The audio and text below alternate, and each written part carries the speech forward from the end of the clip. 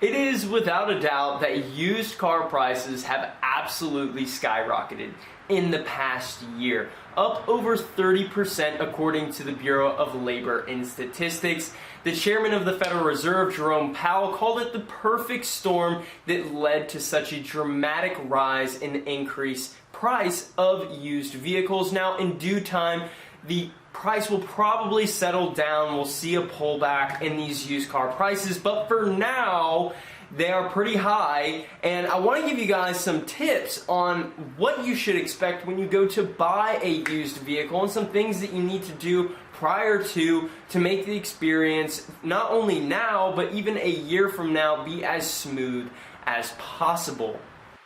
Now, if any of you guys know me, this will not be a surprise at all, but the first thing that you have to do is come up with a budget.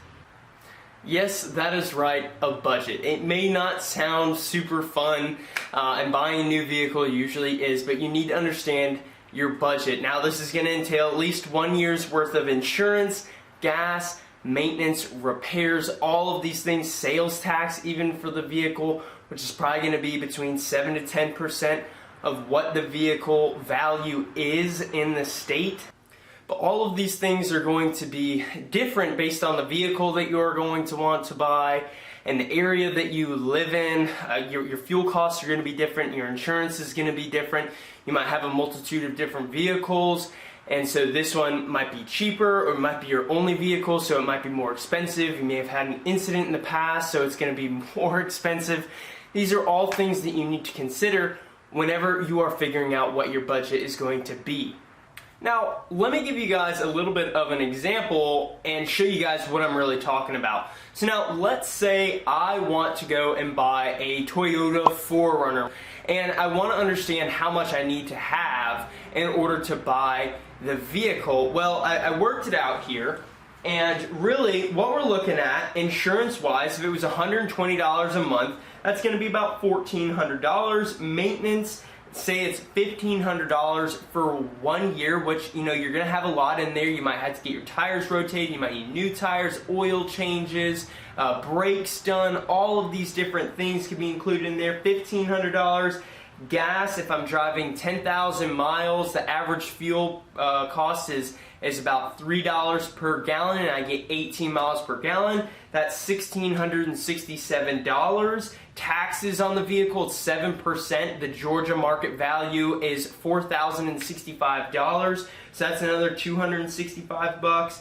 Emissions 20, registration, title 2020. So right there, before I've even purchased the vehicle, I know within the first year I'm going to have $4,931 worth of expenses. Now, if I only have, say, $5,000, that does not leave me with a whole lot to go and buy the vehicle. Now, sure, not all of these expenses are going to hit at once, but you need to understand how much it's going to cost in that first year. So that is the number one thing, because that is what's going to lead you down a world of pain if you do not at least understand how much it's going to cost in the first year.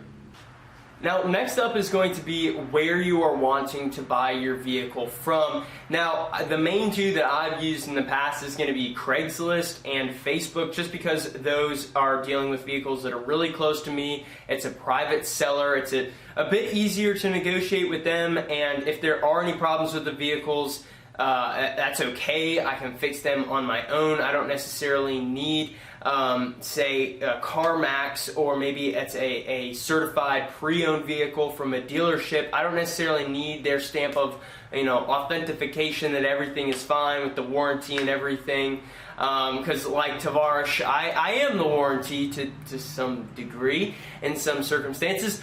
But for me, Craigslist, Facebook, those are both really good. Now, when I go and surf those websites, for me, it is very important to look and see what kind of pictures people are posting for the vehicle. Are they shooting like night shots of the vehicle with the underglow showing and maybe a couple pictures of the inside with their subwoofer. If that's the case, then the vehicle, to me, might not have been treated all the best. They're really just dealing with all the aftermarket stuff, and maybe maintenance has been neglected. At least that's what I've seen in the past. What I'm really looking for is a vehicle that uses all of the images that the website offers them. I believe Craigslist is 24. Facebook, I think, is about 20. So they offer all the pictures available to them, and they're going to have a clean interior, a clean exterior of the vehicle.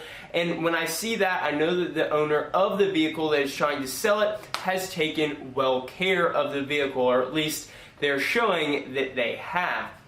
Next up, I want to read through the description. I want to see how many miles, how many owners has the vehicle had, has it been in any accidents, does it have any leaks, how transparent is the seller about the vehicle. Again, this can be through Facebook, Craigslist, even if you're going through maybe the classifieds, if you're still reading the newspaper, it might be through an avenue like that. Or if you're going through a used car dealer, always ask these questions. Has it been in any accidents? Does it have a clear title? Look and see if there are any leaks. Is there any rust? Understand what maintenance has been done. This is all very important. Now, when you're dealing with the private seller of a vehicle, you absolutely 100%, before you even go and waste your time driving over to see the vehicle, call them. Talk to them on the phone. This is some of the best advice that I have gotten. You do not want to take 30 minutes or an hour of your time driving all the way out to some location, maybe even bringing somebody with you, wasting their time as well,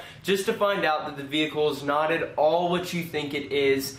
So just call. Getting to hear the person's voice on the other end of the phone, you can ask them all the questions you need. That honestly clears up so much stuff, and you might be able to understand just from that one conversation, okay, I know a lot more about this vehicle now than I did before, or I'm not really interested in this vehicle anymore after speaking with the person. It's going to save you a lot of time. I know a lot of people don't like calling on the phone these days. It's so much easier just to get your thumbs out and text or whatever, but definitely call. Now, on that note, when you're going back and forth with the seller, I would not recommend agreeing upon a price ever. If you are really super enthusiastic about this vehicle, you think it's going to go really fast, still, do not just say, okay, here, I'll agree to $5,000, because when you get there, it might not be everything that it's cracked up to be. If you can't get there in time, it's not meant to be. It's okay. There will be another vehicle that comes along. Time and time again, I have looked at a vehicle. I thought it was the one. I had everything lined up to go and see it. I never gave somebody money or gave them my word that I'd give them X amount of dollars for the vehicle. And sometimes it fell through. You know, the guy would just sell it out from underneath me, and I would be left looking for a new car on something that I was really excited about. And, you know, that is okay. One will come along that is for me, and I understand that, but never agree with somebody over the phone or through text that you're willing to spend X amount of dollars for the vehicle before you even get there. Now, I guess if you have money pouring out of your eyeballs, sure, that's fine, because, you know, if it's not everything it's cracked up to be, whatever, you got more dollars. My next point is going to be to discuss the vehicle with somebody else. You might be super gung-ho about the vehicle, and some of the blindingly obvious facts that you shouldn't buy it are sitting right in front of you, but because you are so enamored with the vehicle, you choose to disregard them. So show the vehicle to someone else. It might just be the ad, you might have them come along with you, but show it to them so that, you know, if they really are your friend, they will tell you if it is a horrible deal, and they won't want you to spend your money on a pile of junk. Now, on that note, definitely always bring somebody with you. This is more of a safety factor, but make sure somebody knows that you are going to see the vehicle if you have to go alone, but definitely try and bring somebody along with you, because you just never know. There are some crazy people out there nowadays. Now, if you're going to a used car lot, it's a bit different. Obviously, that's a business, and they're not wanting to get a bad reputation from people disappearing from their car lot. But if you're going to a private sale, of course, bring somebody with you. And again, this is going to